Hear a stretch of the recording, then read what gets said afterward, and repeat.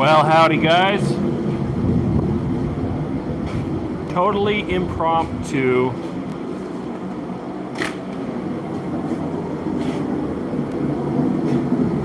Totally impromptu live stream right now.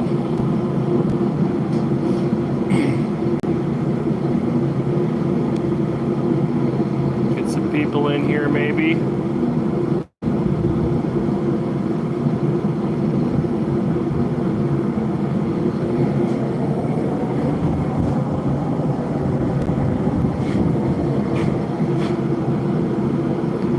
We got 4 people in the house. Welcome, guys. Peter, this is a totally impromptu live stream. I have a little project I have to get done by tomorrow morning, and I said, what the heck, why not bring on whoever's hanging out? James, can you guys hear me okay? How's the audio? Is my microphone working?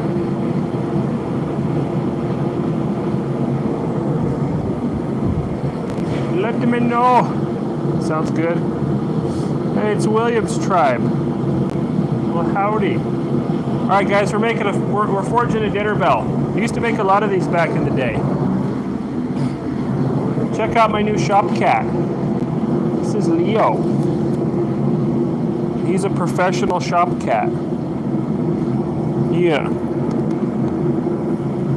My daughter rescued him. He was, I guess, a stray, abandoned, or whatever, orphan. He doesn't like that forge. We're still doing training. He's like, I'm out of here. Just kidding. He's just the shop cat. Anyway, we're doing a dinner bell. We got Rockin' J Ranch. Peter says the audio's good. Samberman Kennels. Howdy. Well, I've got a piece of 1/2-inch stock here, and the first thing we're doing is tapering down the ends.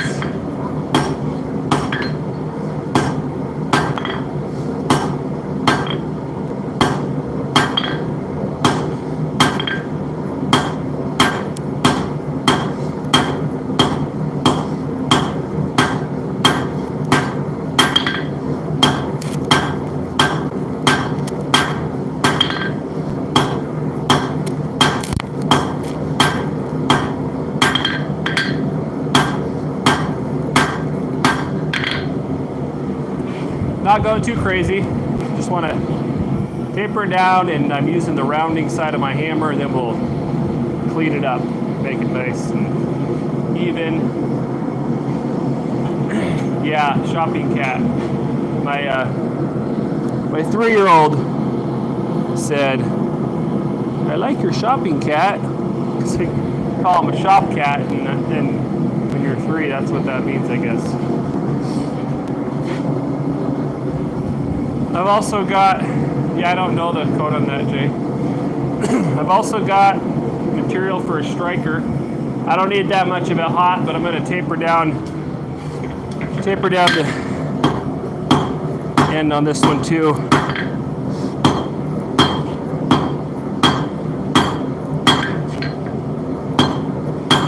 Honestly, the only thing I need the forge for in this really is the tapering portion here.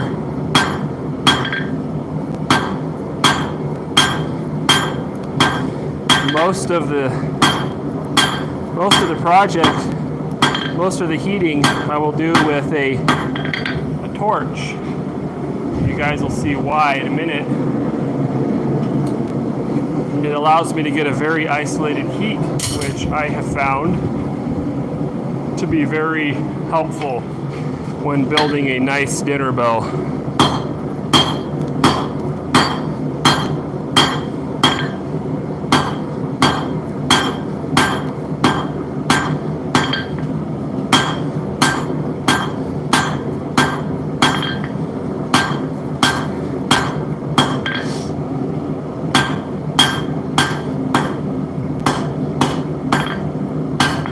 Alright, I've got a nice taper there. And now I'm going to just put a loop in it.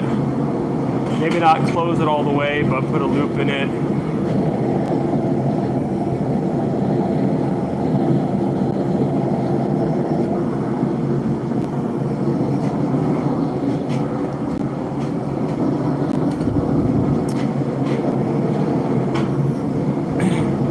Yeah, somebody came out and was wanting help with a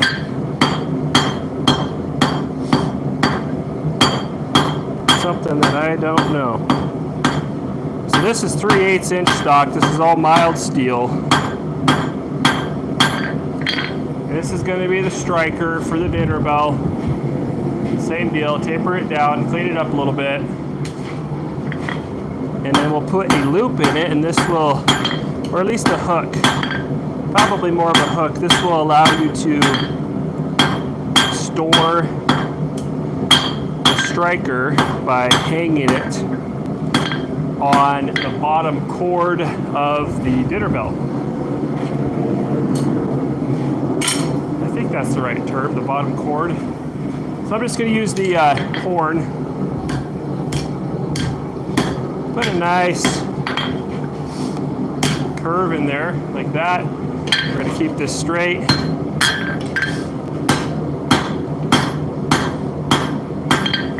Make this nice and round-ish.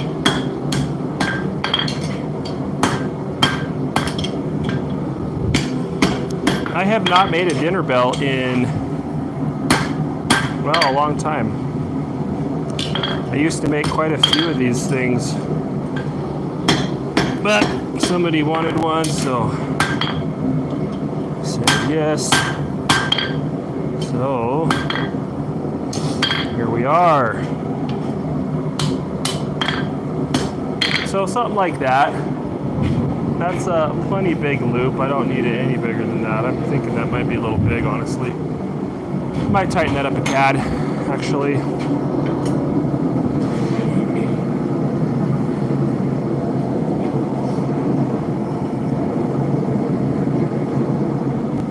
We got our striker, and I am gonna do kind of like a shepherd's crook on this. But first I'm gonna curl that tail around to make a nice little tip for that crook. It just really dresses up the whole thing. I'll show that to you guys here. Uno momento.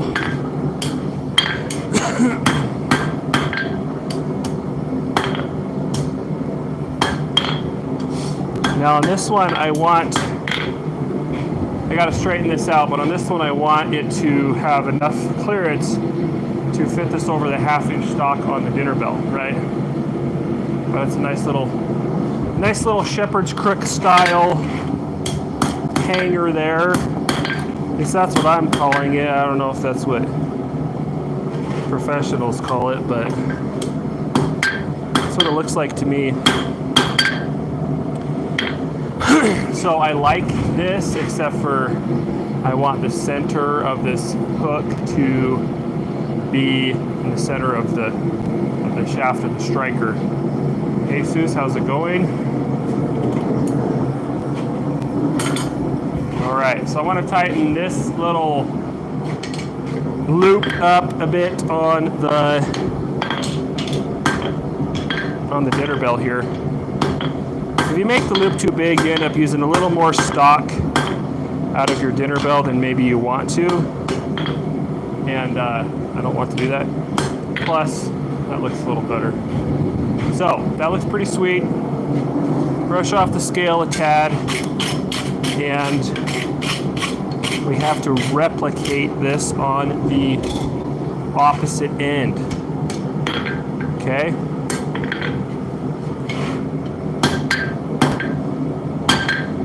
Ay, ay, ay. How's y'all's week been going? How is it going out there, everybody? Go ahead and quench that. How is everybody doing this week?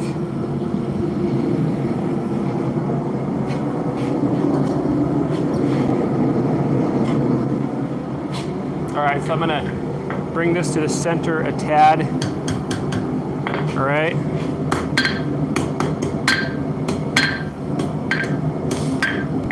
This is pretty light work. I don't need this heavy of a hammer. It's kind of slightly annoying, actually. This is just 3/8 inch stock. It's nothing. It's just nothing, man. 3/8 mild steel. I mean, as far as bending it, just bends super, super easy. So I want to get this pretty straight. Now we're going to do some more stuff to this in a bit. And I could put this in a vise right here and, you know, work with it, and that'd be easier. But my vise is over there and y'all are over here. So we're just going to do this and hope for the best. So like I said, I want this to fit over my 1/2 inch stock, but I don't want it to be any sloppier than it has to be. So that's a little more clearance than I really need. I can tighten that up just a tad. No problemo. That's still plenty. I can tighten it up later. Not a big deal. Go ahead and quench that, or drop it on the floor. Either way, throw it in the quench bucket. All right, so we have to replicate this loop on the other end. This is nice and cool now because I quenched it. So, Red Steak 300. How's it going?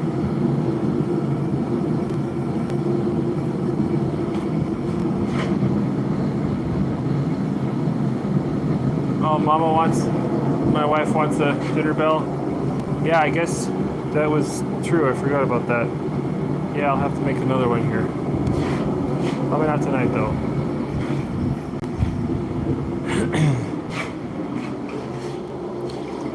I forgot. Sorry.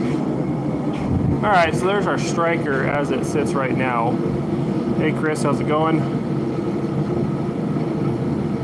Yeah, floor quenching. It's kind of like drop forging, only different because you're quenching. Anyway, we're gonna put some fancy stuff in this here in a little bit, but that's your basic striker. It's your basic 2 birds, 1 stone scenario. Sorry, that just came to mind from Paul Blart movie. Anyway, that would work just fine. You can hang it on the bottom of the dinner bell. You can strike the dinner bell or whatever. But we're gonna make it a little fancier, so fear not. We shall return to that in the future when we go back to the future. Keith from Louisiana, how's it going, Keith? Got some of my finest clients in here this evening. JF's kitty cat is watching, apparently. That's cool. All right. Yeah, we had our shop cat make a little cameo here a few minutes ago. Little kitty cat, cute little kitty cat.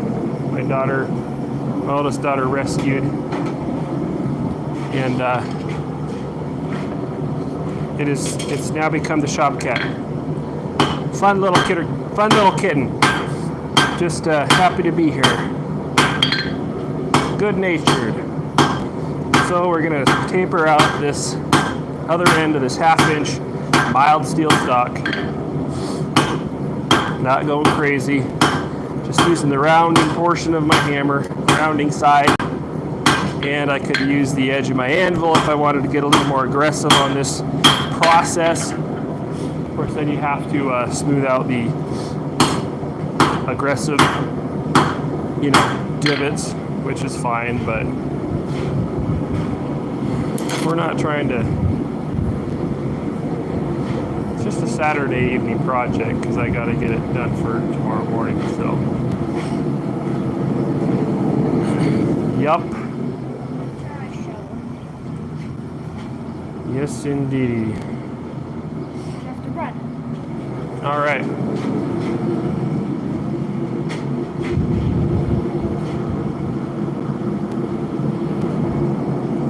So how's everybody's week been going? How's everybody's year been going? I thought last year was kind of crazy, and then this year was like, well, as they say, hold my beer, meaning I'll show you crazy. So 2025,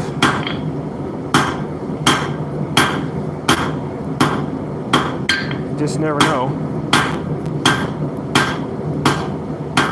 But that's what's happening.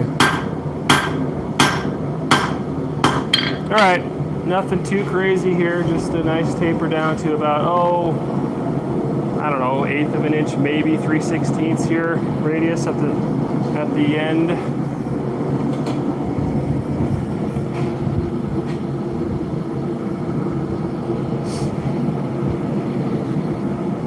My arms are feeling lopsided.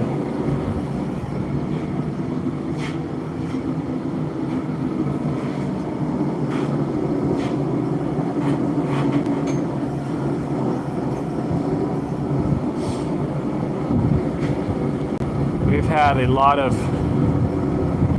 rain this year. Chris loves his new San Mai Jig Camel Bone knife. Awesome. Good to hear. Glad to hear that, Chris. Yeah, those are. I'm enjoying mine too. I've been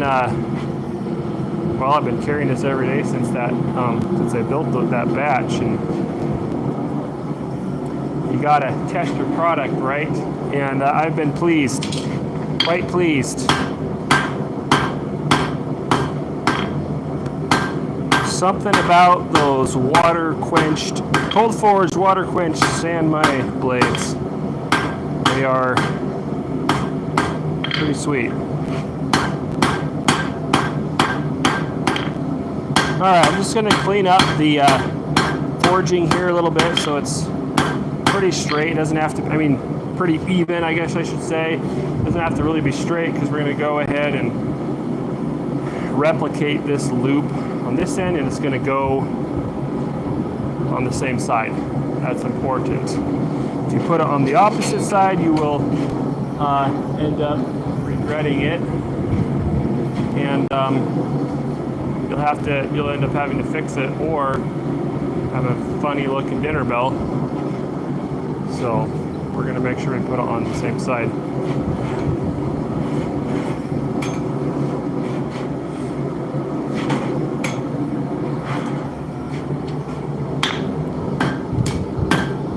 Just using the horn, of course, to curl that around. Straighten it up on the face of the anvil a tad. Okay, now that I've made one loop, I have to pay attention and make the other one as close to the same size as possible. This is where you have to be more picky. And the first one's easy, you just make it kind of ballpark what size you want. And then the second one, you have to match it. So I guess if you were super technical and stuff about the process, you could mark your stock and all that kind of stuff and make sure you start exactly the same. But in my opinion, it kind of removes a tad bit of the artistic process from it, and I don't do that. So there. And it's definitely gonna be close enough for what we're doing here. Definitely close enough. Probably most people are not going to notice hardly any difference at all, if any. So, and it's not going to affect the actual functionality at all. Just want it to be close for aesthetics. Aesthetics, however you say that word. For the way it looks, you want it to be close. So this one's a tad bigger, but I can fix that. that. Let me quench this end that I'm holding on to here. The heat is starting to work its way down. We got a quiet bunch in the chat tonight. Hey Ransom, how's it going? David Johnson, thanks for tuning in.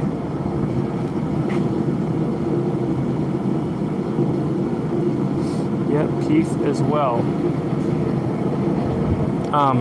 Did you get a standby too, Keith? I can't remember, honestly. OG Fredzy, we are making a dinner bell. I just burnt my hand. How silly was that? I grabbed the hot end. Well, not the very hot end, but like right about here. Because I was cooling this end off, because that's the end I was holding on. It wasn't super hot, but it was getting warm. This end was sticking out, sitting in there like that. So my brain, forgetting what I was doing, I was like, oh, this was the hot end. I had the cool end sticking out, right? No. I have not done that in a while, but I just did that. Okay. Anyway, we're making a dinner bell. I had a local request for one. And I need it done by tomorrow morning, so, you know, since you want to wait till the last minute, right? That's why we're doing it right now. Keith, that's right. Blue camel bone. Yeah, I like that blue camel bone. Yeah, Ransom, it's going okay. It's going all right. We're good. Like I said earlier, a few minutes ago, I thought 2024 was a crazy year, and then 2025 was like, watch this, and so, but we're good. I can't really read that username, but it says yo dude, so how's it going? Yo, back at you. Alright, I need to pull a little more material around on this loop to match the first one, just a tad, nothing too bad.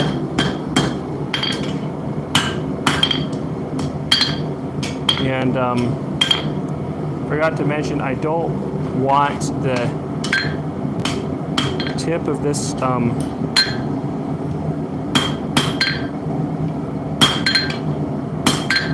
don't want the tip of this touching the main part of the steel, if that makes sense. And it's not. I don't know if you can tell that or not. It's very close, but it's not touching. It's hard to see that in the camera. And the only reason for that is I don't want it to affect the harmonics of the dinner bell at all. All right, now I'm going to quench the hot end.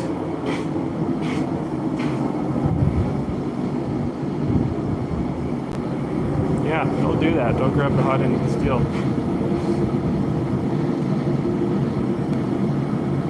Chris, what's my next big project? Well,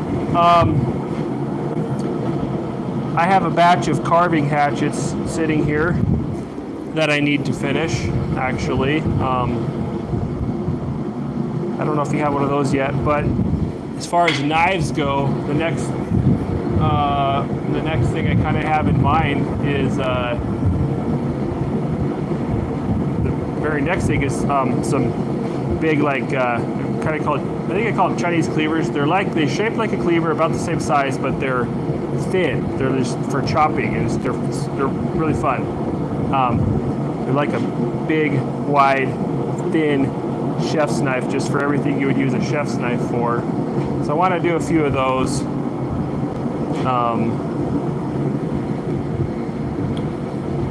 And then, I don't know, probably some more standby something. We'll see. Yeah, Keith, you picked up that little drop point. That drop point knife, so every once in a while, you know, you forge a knife well, and this is the other thing I want to do too. I want to do a batch of these. Forgot about that. But every once in a while you forge a knife or you make a knife or whatever it's just right there, and you just like, okay, I gotta duplicate that, replicate that. And so I actually took a pattern of, hey, not a sponsor, how's it going? I also actually took a pattern of that one you got, Keith, that little drop point, because it's just, as for a drop point, like you want to take hunting or even an EDC, it is just right there. So this is the pattern of that knife, and I'm going to be making some more of these. So that's another thing. I just made that one. It was just a one-off. Like I said, every once in a while, everything just kind of comes together like you wish it did every time, but there's just something special about it, and you hang on to that design. And so here it is, and that's another thing I'll be making. So Chris wants one. All right, sweet. Yeah, this is, I would EDC this. I would take it, like this is perfect for 90% of even big game, field dressing, whatever. So it doesn't have that super kick down handle. I did a bunch of those, or did some of those. I like those, but as far as just an super all around type knife, it's got a little bit of that kick down. And, you know, I think it's just the sweet spot. So anyway, I really like that. I'll definitely be making some of those.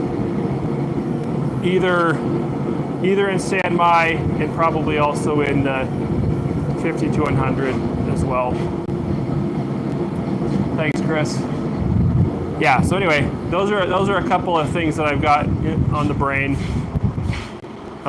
moving forward for new stuff. And then I also have, what am I doing? I also have I've got a brand new knife model that I haven't even built yet. That's sort of my take on a tactical field knife, so to speak. It's not like a groundbreaking design. It's just, well, I can show it to you guys. So I actually had these ones. I had a guy water jet them out for me. I built a template. I designed this knife and built a template, and this is 80 Sierra V2. And so on some of my stock removal knives, I've decided that standing at the grinder, just grinding out a profile is not the, does not really, can't really see it here. The skill required to do that is very low. That's not really what what you guys are paying for when it comes to a high-end knife. So on some of these repeated models, I'm going to do some water jet probably. It depends on how many I have. I don't have a ton of stuff going through the shop right now, so I just have some of these. But this is a tactical field knife, and the whole idea here, it's got that kick down handle a little bit, but it locks your grip in. So no matter which direction you grip it. And so I actually envision this going on like my chest rig or on my plate carrier, and you can set it up to grip, with either hand. But the whole purpose of this design is to grip retention is what I'm trying to say. No matter which way you're holding it, it just locks it in. I had to fiddle with the design a little bit here because this dimension right here is kind of important. If it's too long, it does not do what I'm telling you right now, which is lock that grip in. But if it's too short and your hand doesn't fit comfortably, that's a problem too. So once I get handle scales on this, it's going to open the grip up a little bit, and it's going to make more room right here because of the way your hand compresses. And so anyway, I've got to do that. And these are 3/16 inch thick. They'll be a nice robust tactical field knife. But that's something I actually was working on a couple months ago and spent a fair amount of time building the template and everything and getting these. And then just got busy with like the San Mayan stuff. So anyway, that's another thing. right, guys, I appreciate that. Keith, thanks. Yeah, I try to take the best pictures I can, but yeah, until you actually hold the knife in your hand and start using it, it's really hard to convey, you know, what it is. So that's great. Juan, I don't use shampoo. Maybe that's the problem. Maybe I should. Maybe this would not be disappearing. The reason I do this is because I've got a big bald spot here, and I look like a dope when I have longer hair. At least I think I do. Well, what happened is I was sitting in the office one day, like a year or so ago, and I had hair, and my wife comes in, and she's like, "Oh my goodness, you're bald!" And that's when I shaved it off. So I guess I just had to accept the fact that I am now a bald guy, and that's just the life I lead. And there's nothing that can be done about it. So that's the way life goes. That's okay, I don't mind. It's pretty easy to take care of. You know what I'm saying? Alright, well I left this in there way too long, but it's just mild steel, it's not gonna hurt it. Knock some of this scale off just a little bit. Anyway, I just had to tweak that loop just a tad. It's not exact, okay? I'm gonna be honest. But this is, guys, this is a dinner bell. Nobody's concerned with that. See this one here, they're not the same. I don't know if you can even tell that from there. Anyway, we've got our dinner bell piece. We've got the loops on the end forged, and that's exactly what we want. So I'm going to quench this so I don't burn myself again like a moron. And we'll move on to the next stage. We no longer need the forge running, so that's kind of nice. It's not actually been hot today by typical standards. But, you know, it's not cool either. It is not cool. Definitely not. Chris Arnold. Yes, I absolutely do use my knives to shave with. I actually just did use my little San My ADC to shave. Not my head. I just used the, you know, the no guard on the buzzers, you know. But I just cleaned up, you know, I use this to do that when I want it nice and clean. Otherwise, I'll just use but I just did today. So, yep, I do. And that's the thing. These San My knives with the water quench, all the stuff process that you guys saw me do in the video I did on this batch. This is the keenest edge, the sharpest, keenest edge I have ever gotten out of anything, and I've, you know, pursued that. And even my other stuff is, you know, much sharper and keener than most things you're going to come across. 80 CRV2, yeah, Dennis, it's a good steel. It's doesn't have as high a carbon as I like for most of my knives, but for the stuff that I want to be really tough, I use 80 CRV2 because it is super tough. It does take a very keen edge. It's not going to have quite the abrasion resistance that the 52-100 and especially the 26C3 or specifically 125 CR1 that these guys do. But so my point is that it's application specific. So on like a tactical field knife or just a field knife, where toughness is higher up on the priority, 80 CRV2 is a great choice, and I've used it. I use it on all my big choppers too. You know, when I forge a big like a Hudson Bay buoy, I use it for that too. Keith, I don't know for sure when I'll get that tactical batch done. I don't know for sure. It's going to be at least several weeks. I can tell you that much. Let me see. We're actually getting another storm. All right, sorry about that, guys.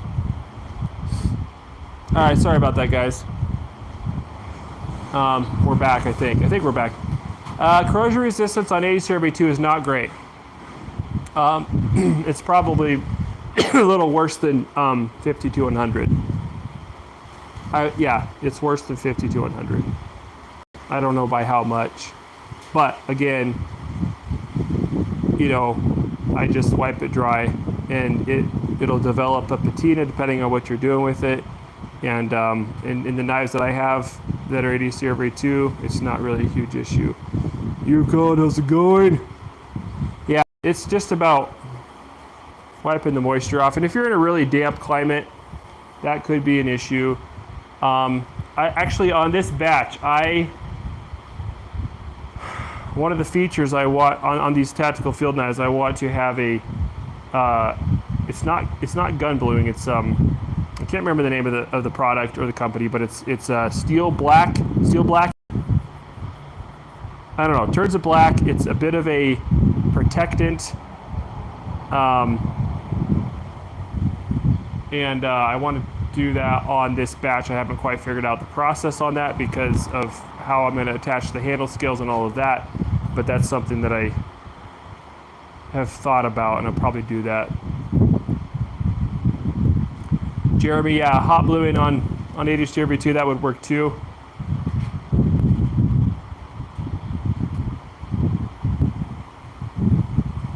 The wind is getting me.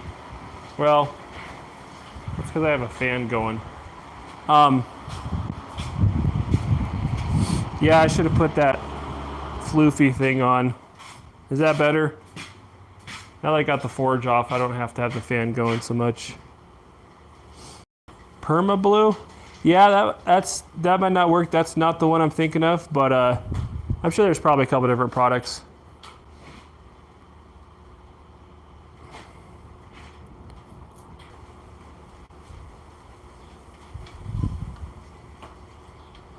Hey Dan, how's it going? Yeah, I just can't remember the name of that product, but it's kind of similar to a cold blue, but it just oxidizes the surface and anyway, so I want to do that on those because that'll add a little protection on the surface of the steel. So the next thing we are going to do, this is where the secret sauce comes in for building dinner bells. Isolating heat. When you want to do tight bends in a piece of stock, isolating the heat is the key. And there's different ways to do that. Some are easier than others. And the way we're going to use is my preferred method, of course. One way is you can heat up a piece of stock, you can quench, up to where you want to get rid of the heat, and then you've got isolated heat. That can work. You can kind of just heat a lot of the section up and then isolate the actual twist or the bend to the steel, and that works too. But what we are going to do is use a torch and kind of do a combination of those things.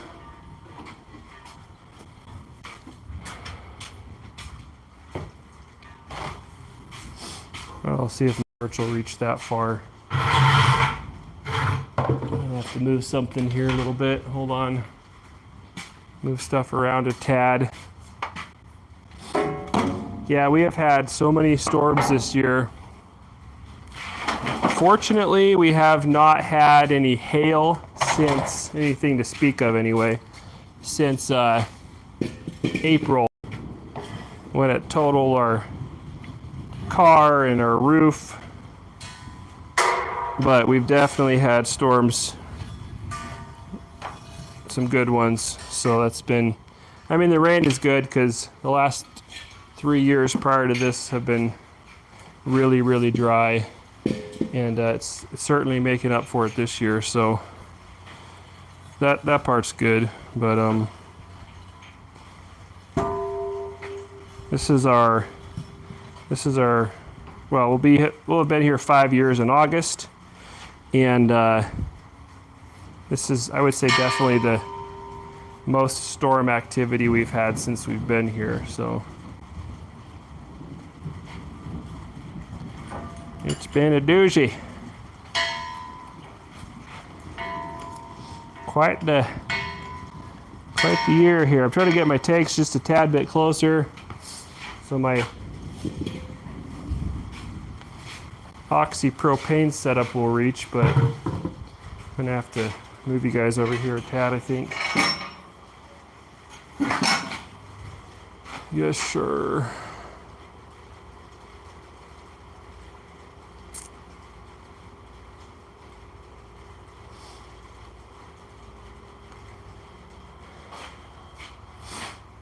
That's cool.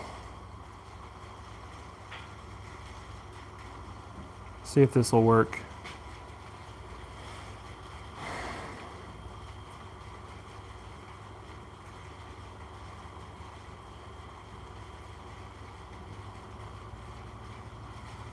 All right, so let me see. Can you see my vise? Yeah, there it is.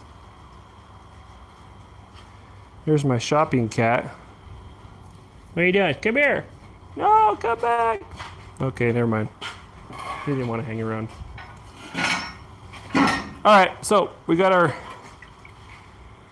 our dinner bell, and well, it's not a dinner bell, but we've got our piece of stock. And the first thing we need to do is delineate where we want these bends to be. So what we really want on this dinner bell project is nice, tight corners on the dinner bell. We don't want it to just be washed out. And if we were just to go do this on the horn of the anvil and stuff, it would be much harder. I'm not saying it's impossible, and people, somebody with more skill than myself, I'm sure, could get it done probably relatively easily. However, this is a much easier way to go about it. So I'm just going to put this in the vise so I can measure it without it falling on the floor. So I'm going to measure from end to end here, end of loop to end of loop, and that's my overall length now, regardless of whatever my stock was in the beginning. And that's really close to 31 and an eighth. So we're gonna go with that. So I gotta divide that into 3 parts. So 10 and 3/8, I think. Or no, that's not gonna be quite right. It's gonna be close though, hold on.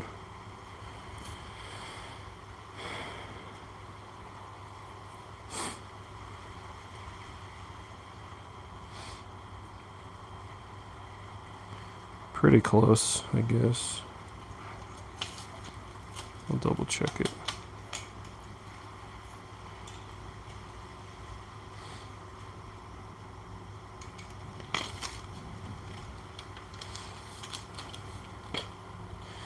Well, not quite.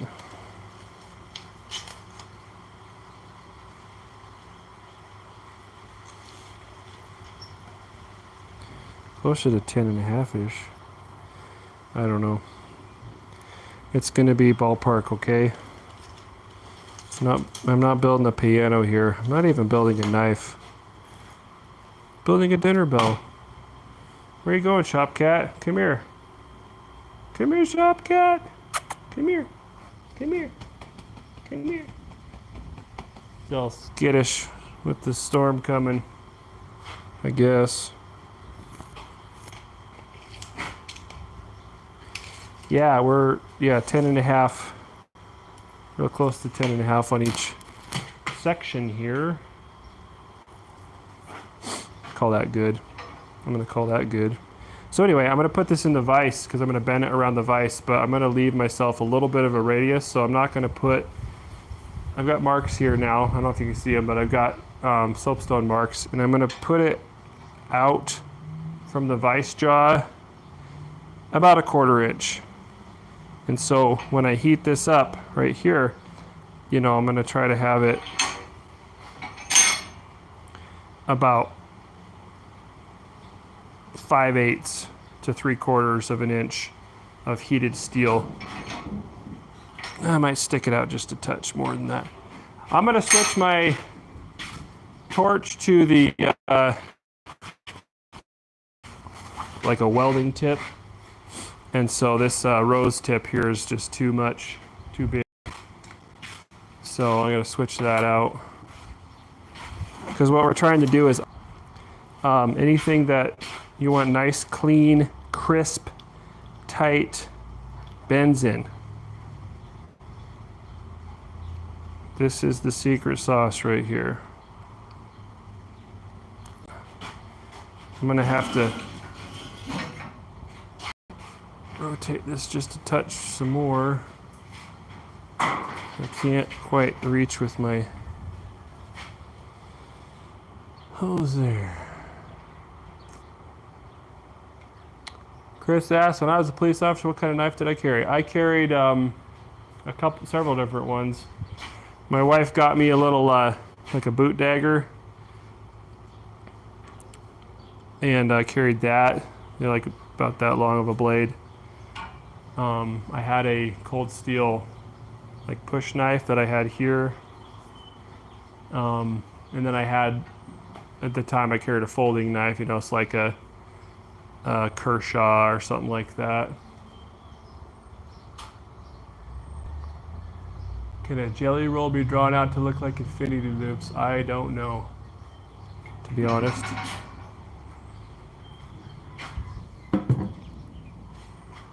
Let's see, we need a source of ignition here. So the key, of course, like I said, is isolating the heat, but also just having, I should probably turn the tank on. Having enough heat to like quickly heat up the section that you're trying to work with. Because you can have isolated heat, but if it's just not enough heat, you're just gonna sit there and try to heat it up forever, and then everything's gonna get hot and it's not gonna work very well. So, assuming nobody's been messing with my regulators,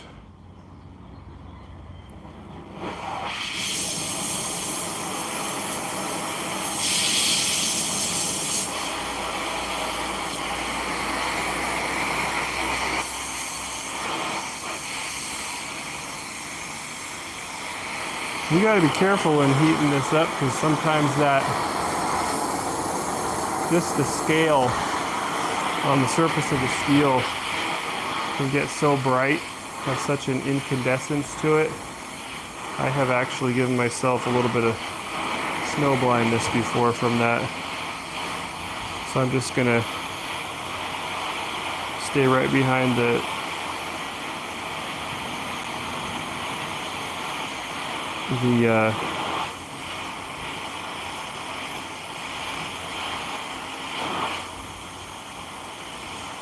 right behind the torch here, where it's going to shield that specific spot from my eyeballs.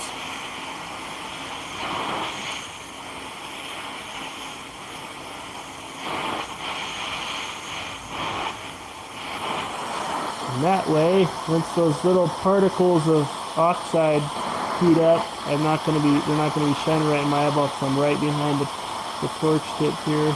And it's that nut, that fitting or whatever, is shielding that area, if I can't actually see it.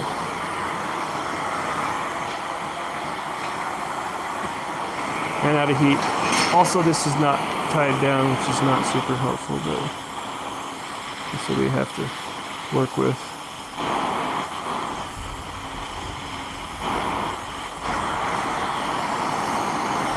Okay! Right there. That's how it's done, I hope. If it turns out really bad, then that's not how it's done. But now we're gonna have to adjust it a little bit. I'm not saying that's just right where it's gonna be, but see how nice and tight that bend is, how clean it is already, without even doing anything else to it yet. Yeah. Cool that off before I burn myself again.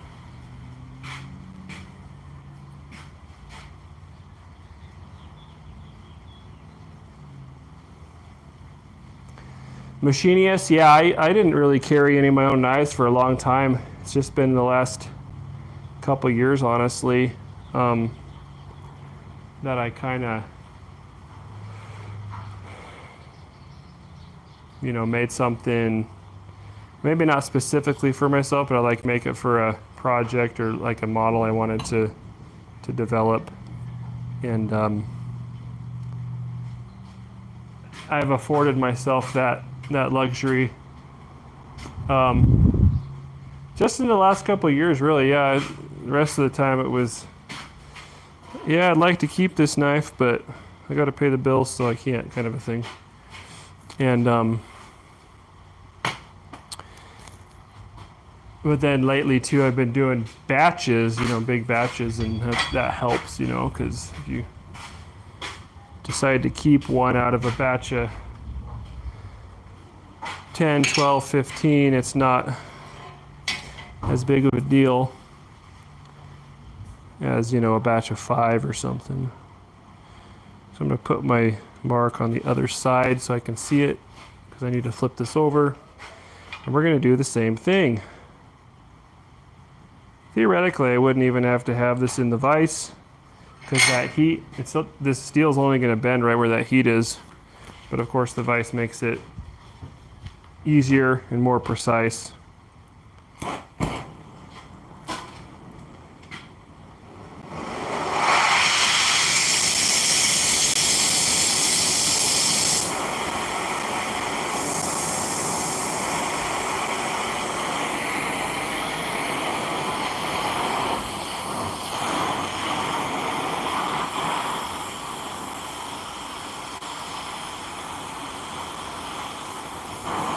I find that this cutting tip is about the right balance between, well, it's about the right size. They probably have bigger welding tips, but the welding tips are just so focused and so fine that it's hard to do this, on bigger stock. Or this isn't bigger stock. It's hard to do this on anything above like something pretty small, I find. And then the rose tip, of course, is just, you're not really isolating anything with that compared to this.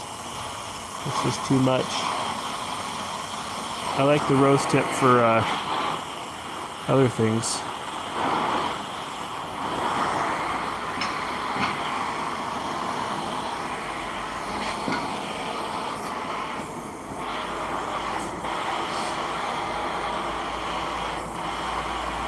All right, so I like this okay. It's not where it needs to be at all. I'll show you guys what it is. This one right here, this guy right here just needs to drop down. And they're pretty much there. Actually, I'm gonna measure, see which one is 10 and 3/4-ish. Yeah, no, another thing too is, another way to do this is to make the this side shorter so that you have a bit of a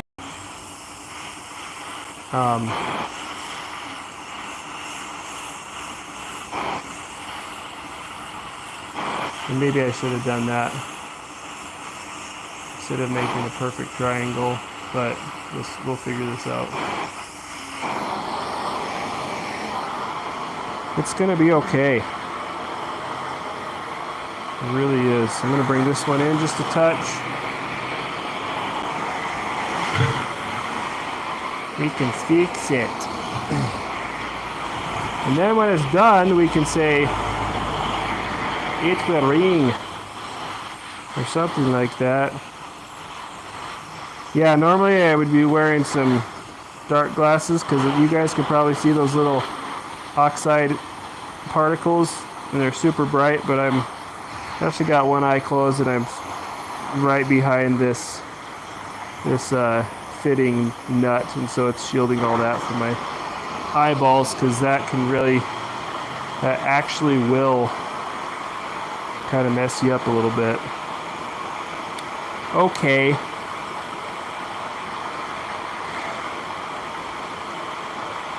I'm gonna pull this one down just a bit more too. Kind of walk it in.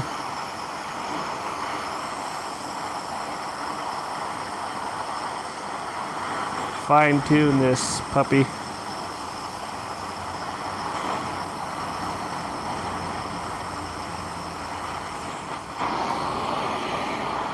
Yeah, that looks pretty tolerable. Okay. Whoops. I think. What do you think, guys? Does that look like a dinner bell? It looks like a triangle to me. Go ahead and quench that.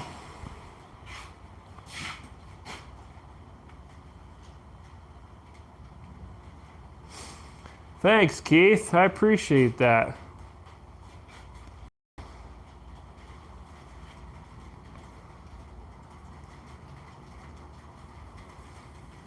Yeah, rosebuds are, if you're trying to if you're trying to heat treat a blade, for example, which I don't do, but if you were working with like 1080 steel or something and you're trying to heat treat a blade with a torch, trying to get an even heat on something, a rosebud would be nice because it's got just a lot more to offer, you know. You just can't keep a heat on something. Hey, buddy. Mom's right there.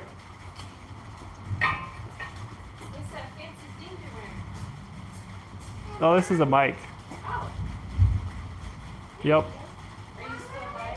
Yep. Yeah, I'm just working my way through this dinner bell project. Anyway, this looks pretty crisp, I guess. And I think our striker will sit on there pretty nice. So, like that. I could leave it just like this. This is a dinner bell. Let's test it, but I'm not going to. We're gonna make it a little fancier because that's more fun. But let's test it. I need a piece of cord or twine, but I like a piece of cord because it is more better. But I don't know where I have any of that. You know, I have not bought any 550 cord in like ages. And I used to love, you know, buying different stuff. Like it was just so fun getting like survival supplies and stuff. And I just, you know, like how many survival supplies do you really need? I don't know, but I had cord and anyway, I haven't bought any in a long time, but I just, you know, as a kid, I had my paper out, right? And then that's when I first started getting gear and stuff. And it was just so fun to get that stuff, you know, order it from like, well, there was this one company we used to order from, Shomer Tech. It was an interesting mail order catalog, you know. Anyway, reminiscing, rabbit trailing. Point being is I need to get me some 550 cords sometime here because I've kind of just whittled it away over the years. I had a few different, you know, 100 feet, whatever it comes in. And it's just kind of dwindled away over the years. It's a good thing to have on hand. Anyway, here's our dinner bell.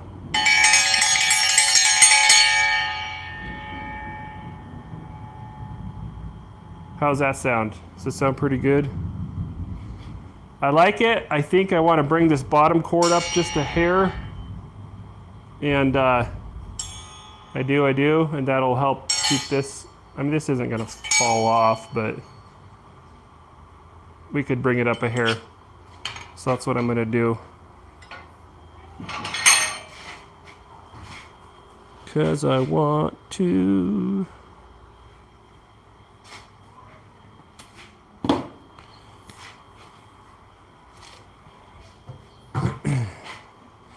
But yeah, I tell you guys, this torch is the way to go.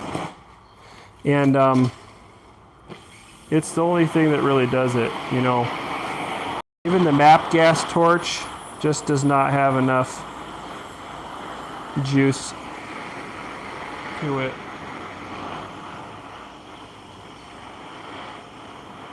So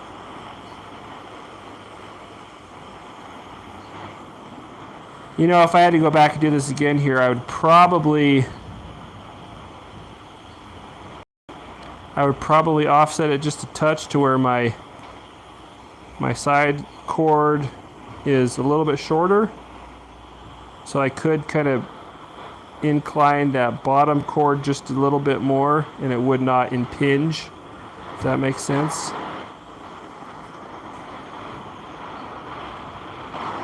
But it's okay. We're just going to put it right up there, real close. Now you don't want the two ends touching because that's going to mess up the harmonics. So they're not, yeah, you can see they're not touching right there. Yeah, that'll do nicely. I like that. I think that's just spiffy. I might cool that off. Let's turn our attention to the striker and make it a little fancier.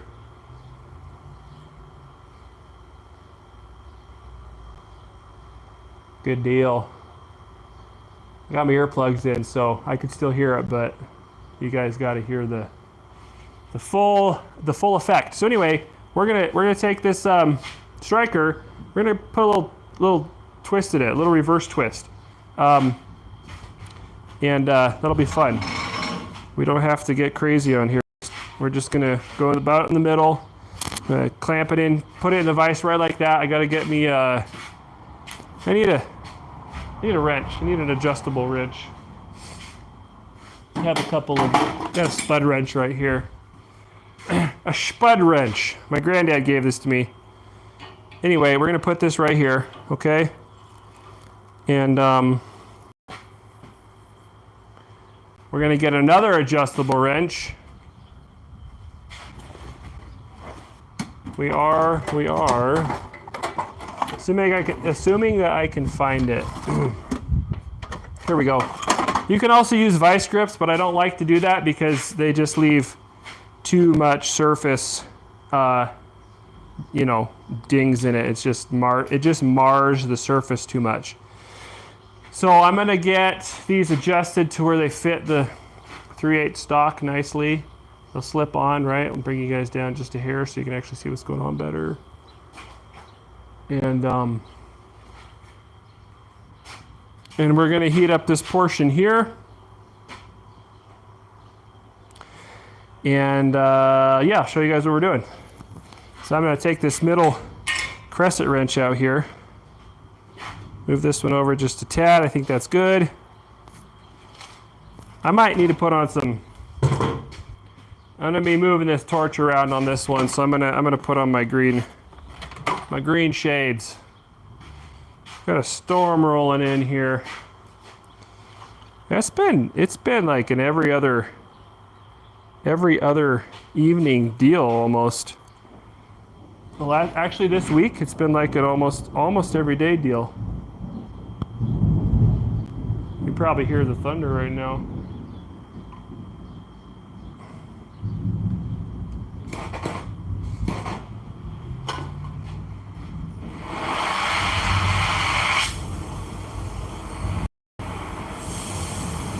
All right.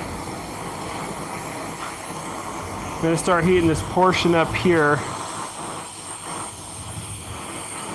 I don't really need this on there right now, I guess. Pull that off for a second.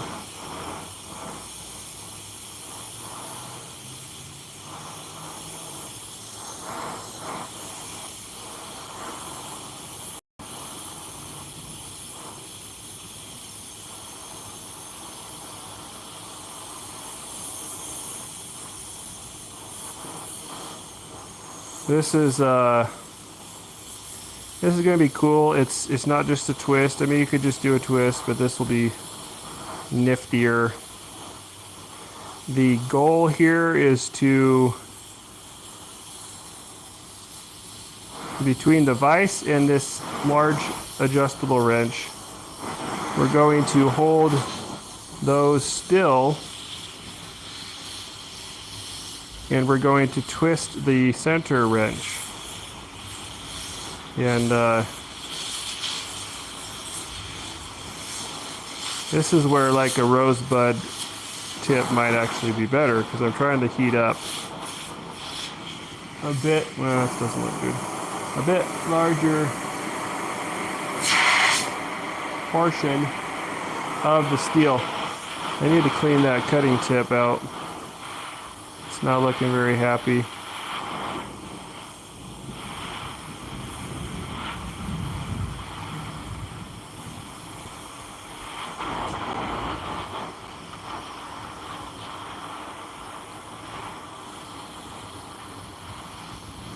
Yeah, we get some pretty good storms here, but you know, they come through, and you know, the next morning it's blue skies,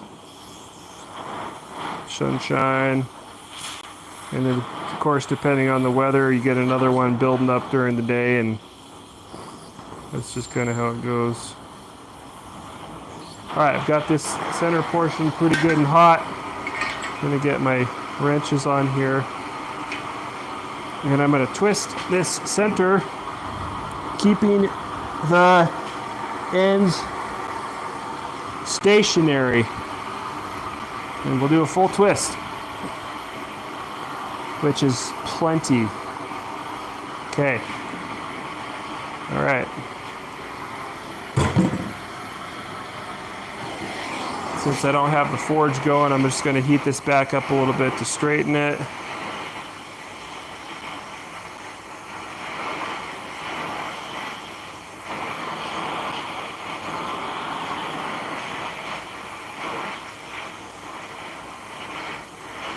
Grab my 3/8 bolt tongs here and just kind of straighten this out on the anvil here real quick.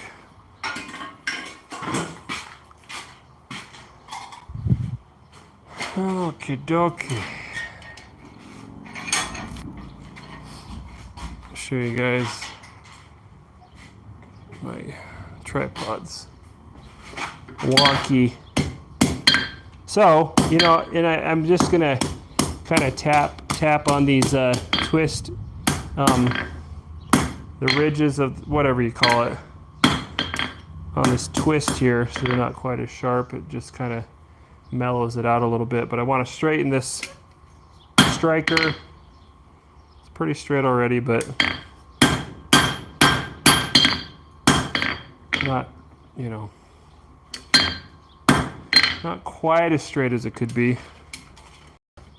And then I'll show you guys this twist here. It's just a little fancier than just a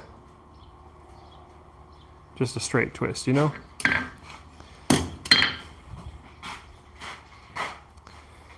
This is, if I can get it in the light here. That might be hard to do. I'm limited as to where I can go with this camera because, with the phone, because of the Wi-Fi. Anyway, there you go. Hey Rudy, how's it going? So there's that twist. And it's just, so it's got a center, and it's got a twist off from each side of the center. It's kind of hard to see, but it's a little fancier than just a, you know, just a straight twist. So that's kind of cool. So that's what we're doing on that. And so what I want to do is I want to do the same thing on, or well, we'll see. Maybe not quite the same thing. We're gonna do something some sort of similar on the dinner bell, on each cord of the dinner bell, if you will. My tripod is, something's going on here. Let me tap on this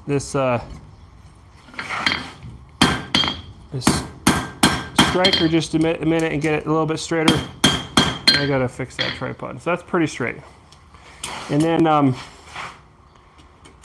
hit it with the butcher block brush, and then, you know, we can heat it up a little bit and treat it with beeswax. which is what I like to use on my forged goods. Yeah.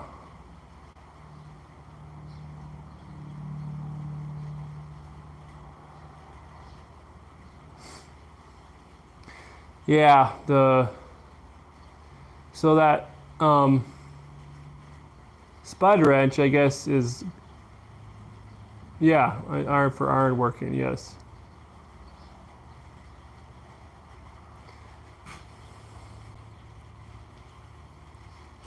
All right.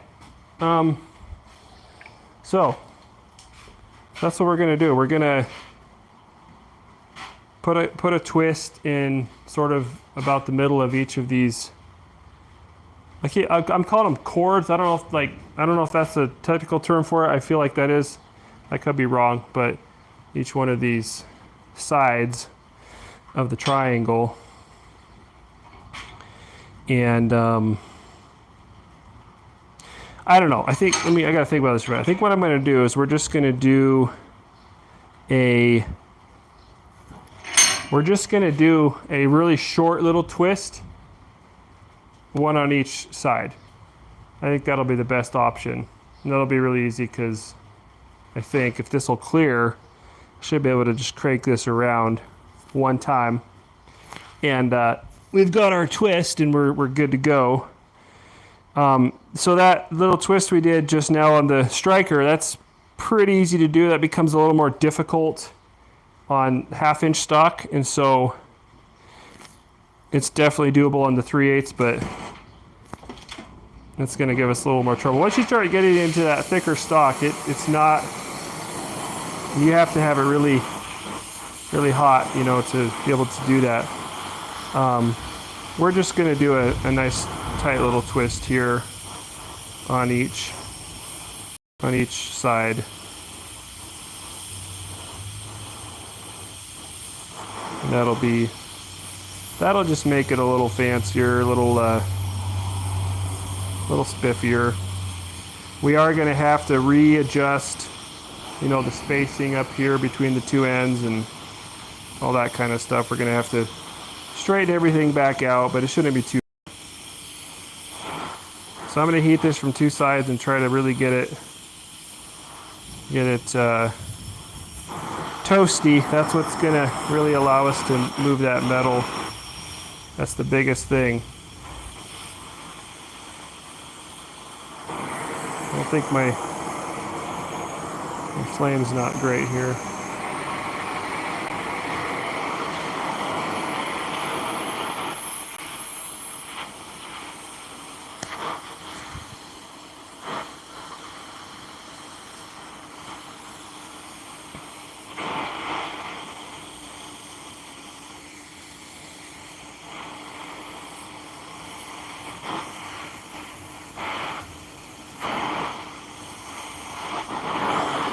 I mean, it is hard to get this up real high because it's just pulling the heat out, from each end, and so you really have to get it up there and then immediately go to twisting it.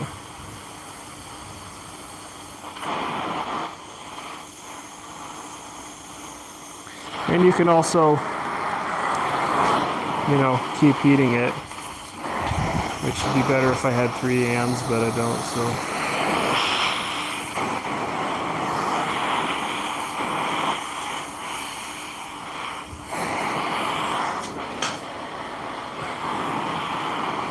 Burn the hair off of my arm. You guys are getting to see me burn myself a bunch tonight. Well, I don't know if you actually saw it, but I told you about it, so.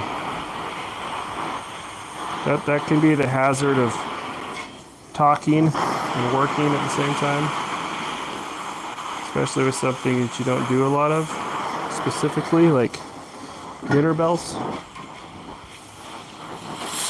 That's my excuse and I'm sticking with it. I need to pull this back around a tad.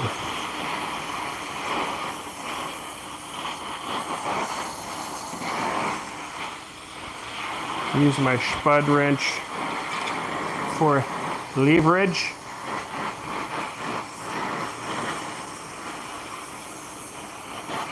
And there we go. Get a nice tight twist right there. Show you guys. It just adds a little bit to the product, to the project. And I gotta straighten that out. You know, it's wonky right now, but I gotta straighten that out. It'll look pretty nice.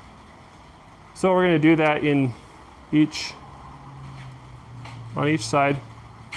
Like I said, it just kind of adds a little something to the project.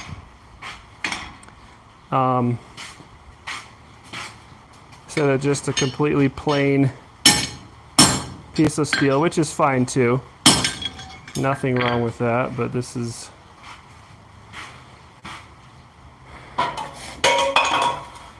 how I'm doing this one. All right. So the next one here.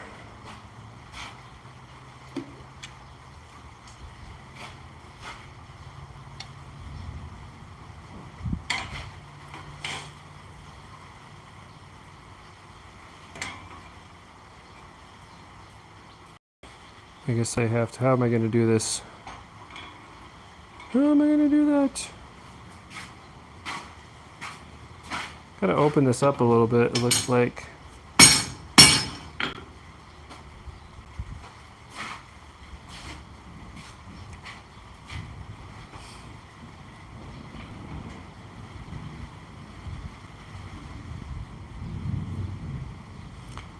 Uh-oh. I don't know if I'm going to have clearance to twist these other ones. I'm going to have to twist them from the other end, but I got to open this up a little bit, so.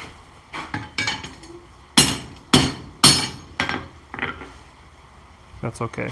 All right, so I got to clamp this end here, and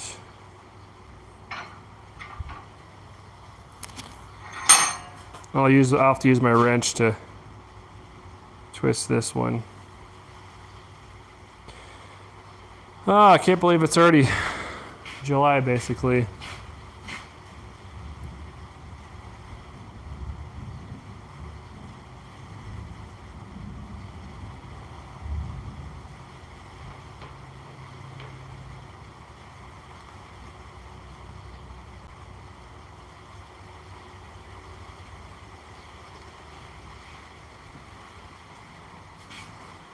All right, you know what? I'm gonna switch to that to the rose tip, because now I kind of want a little more heat application with what I'm doing.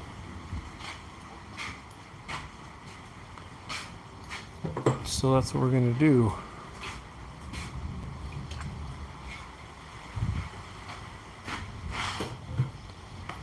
That is what we are going to do.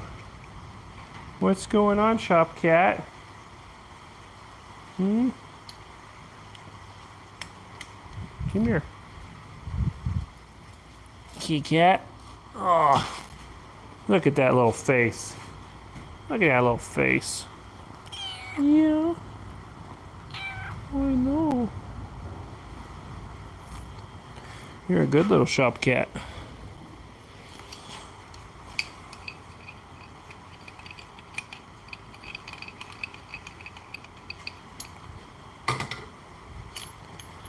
Alright, this should make quick work of it.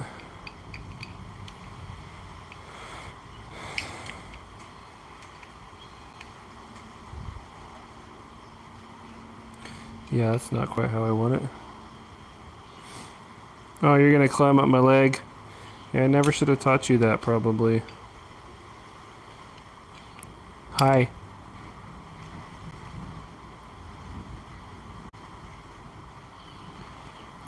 You're not scared, are you? You're not scared. You're not scared. You're a tough cat. Yeah.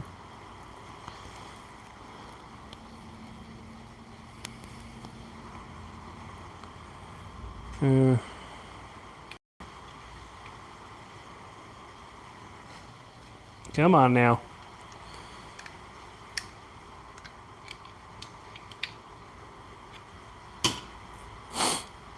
Okay.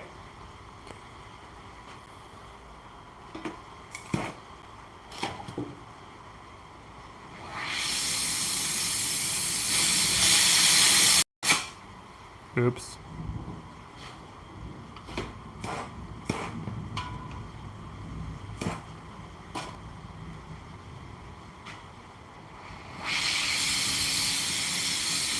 All right. What'd I do? There's my sputtering. Here we go.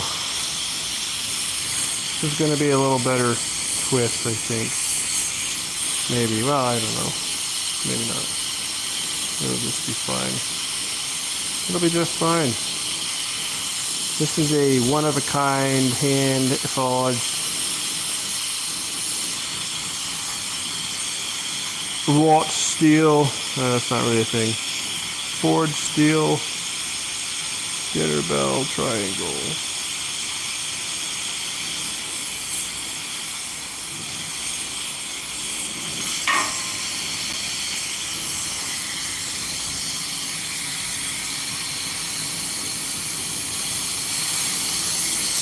I wish I knew how to run my setup better.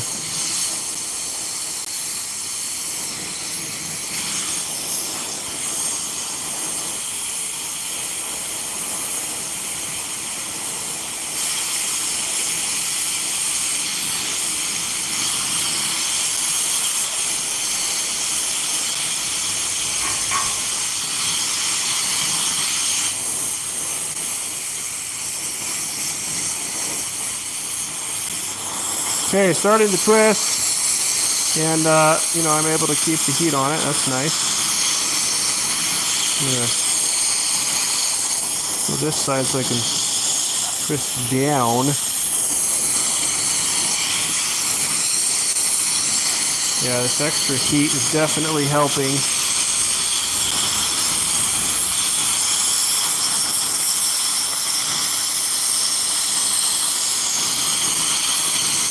Alright, not too shabby. Not too shabby. I think that'll do it. Need to straighten a little bit, of course.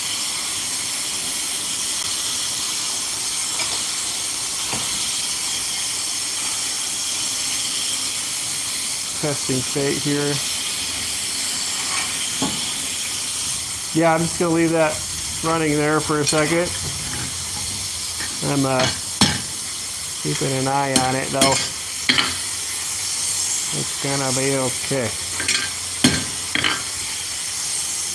I'm a little tired. It's been a long week.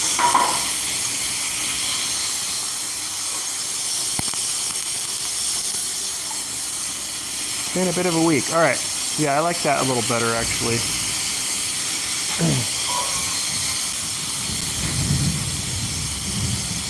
It's hard to see. Sorry, guys. The lighting is not exactly spectacular. We are in a blacksmith shop.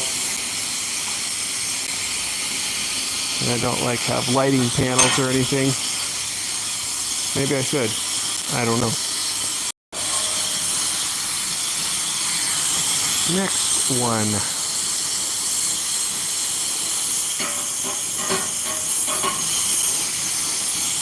Next one.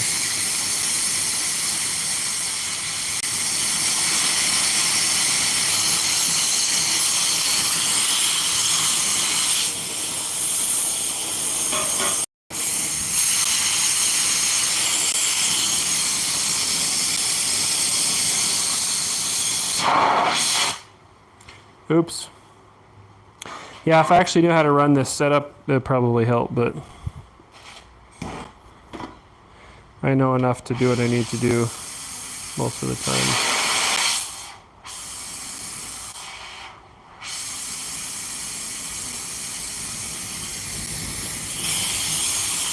Also, I think all of my oxypropane tips need cleaned. And maybe that's probably part of it too. I have that cutting tip is actually made for oxypropane. It's got the inset on the tip, like it pulls it back in or whatever. Just, you know, laced out there or whatever. So it's a little different than an oxyacetylene tip. And it holds the flame because it's got that inset. But these, my rose tip and my welding tip, they're just normal oxyacetylene tips, and so the flame on the propane does not act quite the same as an oxyacetylene flame does. They work, but if I actually had a rose tip for oxypropane, it probably works a little better. And it probably does need cleaned anyway. I know the welding or the cutting tip needs cleaned. All right.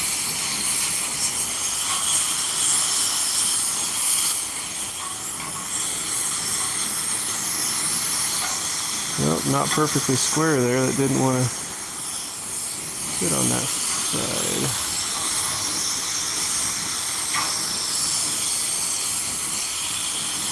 Almost there. Stay on target.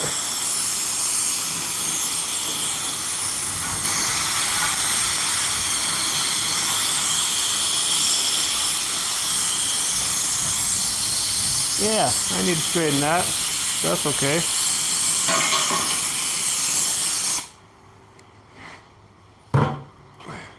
You know what I'm gonna do? I'm gonna do something sort of smart and get a glove. Look at that. Wow. And then I'm gonna take it over to the, oops, sorry. This tripod's seen better days. I'm gonna take it over to the anvil and hit it a few times with a hammer, because that makes everything better on blacksmithing, right? Not necessarily much of anything else, but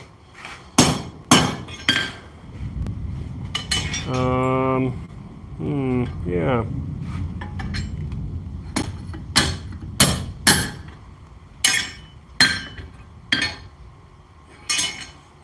Okay, that one was a little different than I was hoping for. I'm not gonna say it's necessarily bad, but it was a little more challenging.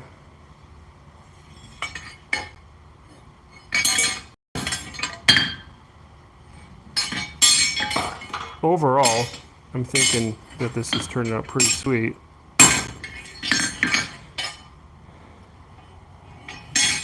If I did that wrong. Trying to get these ends to line up kind of like they need to. Pretty close. Quench this and pull it off there. All right.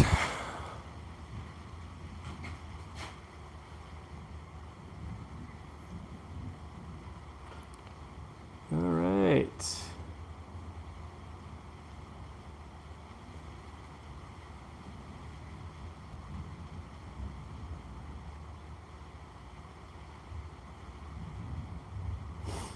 Read some comments here. Yeah, the Northwest compass rose. I've used that on my logo. Has kind of gone through some different iterations over the years, but that's been a constant, that the compass rose tilting northwest, and that's exactly right. And we're kind of in the northwest-ish of Texas-ish, so it kind of still works, I guess, you know. But yeah, just got an orange and white cat. Yeah, those are cool.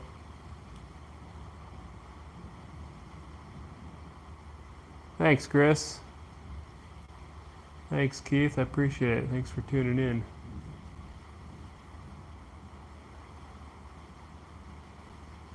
Glad you guys are enjoying the knives and everything. Yes, sir. All right. Well, let's see here. Where is my beeswax to apply to the surface of said dinner bell? I have not done one of these in a while, so like I said, quite a while. So I'm not sure where that would be. Got a nice breeze coming through here now, though.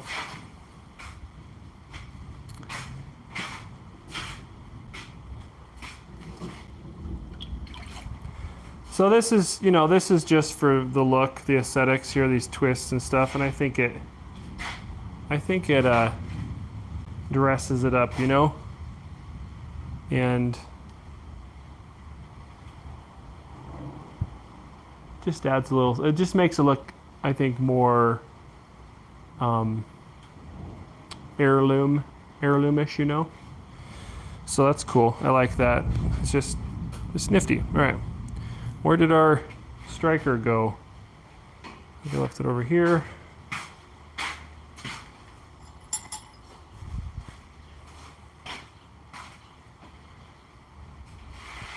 There we go, guys. So the simple way to do this is to just take and put these in the kitchen oven for,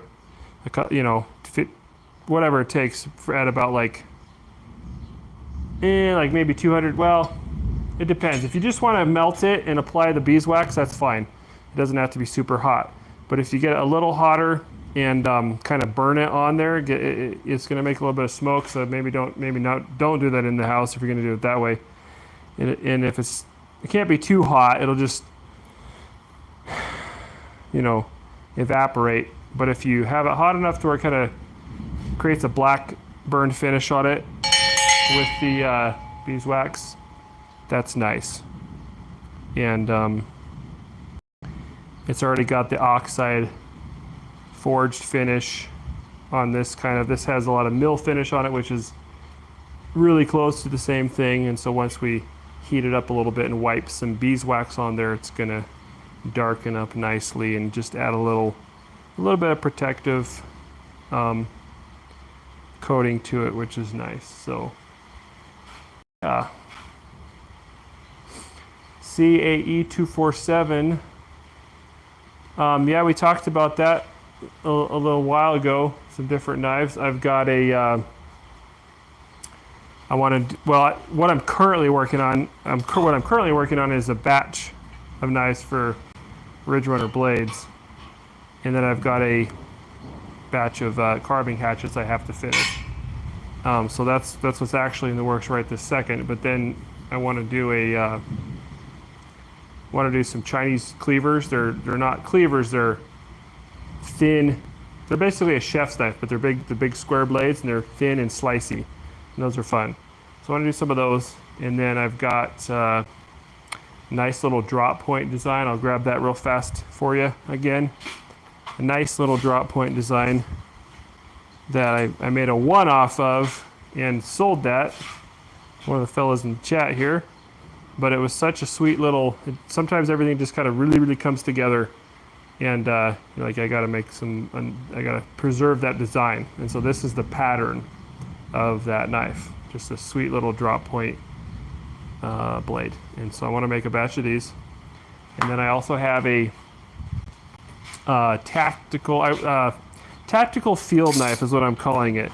So kind of a crossover, I guess you could say, between your field/bushcraft knife and your tactical-y knife. No, they're not nikiris or nakiris. They're not nikiris. They're a Chinese chopping, slicing knife. They use them like a chef's knife. No, a nikiri is different. It's also a good blade, but it's a lot shorter. And anyway. So this is that tactical field knife. These are 80 CRB2. I built this design, built the template. I've got a guy who builds a ton of knives. He water jetted these out for me. On some of these repeating models, some of these repeated stock removal models, I'm going to use this a little bit because just sitting and grinding out a profile is not, that's about the least amount of skill required in the whole process, and it doesn't make a lot of sense if I'm going to make the same shape over and over again. So I got a batch of these water jetted out, and I'm going to build these. It's just a chunk of steel right now. I got to do everything to it, but little bit of a head start. So these are designed to really lock in your grip whichever way you're holding it, and this dimension right here is important because that's what kind of does that whole locking in, if you will. Anyway, 3/16 inch thick will be a nice tough general purpose outdoors / tactical blade. So I got a batch of those, and those three things are kind of the things that I've got, aside from the carving hatchets, that I've got on the horizon. Yeah. Yeah, drop point. I mean, like I said, it's not a new design. I didn't come up with the drop point design, but like I forged the knife in a drop point style with my, style, and it just came out really nice. And I was like, I gotta get a pattern on that because I want to make some more just like that. Yeah, Keith, you got that is the first. That's the granddaddy or whatever. Yes, sir. And it turned out so sweet. I told myself I gotta make more of these. Hear that thunder? Here's thunder roll. All right, guys. Well, I sure appreciate y'all tuning in on your Saturday evening. We went to market today, Hobbs Farmers Market. That's gonna clue you in to where we are in the region. We're not there. We're nearby. We're in the region. Anyway, did that this morning, and got this little project done here. So I'm just gonna have to wipe on some beeswax, and they'll have a dinner bell for their event like they wanted, and got her done. So anyway, I appreciate y'all tuning in. Much appreciated. Thanks for the support, guys, and then the knife purchases, all of that. Super appreciate you guys. So I'm gonna go ahead and sign off here, and hope y'all have a great weekend and a great Independence Day coming up here next week. Can't believe it's already July. Crazy. Anyway, appreciate you guys, and we will see you on the next one. Take care.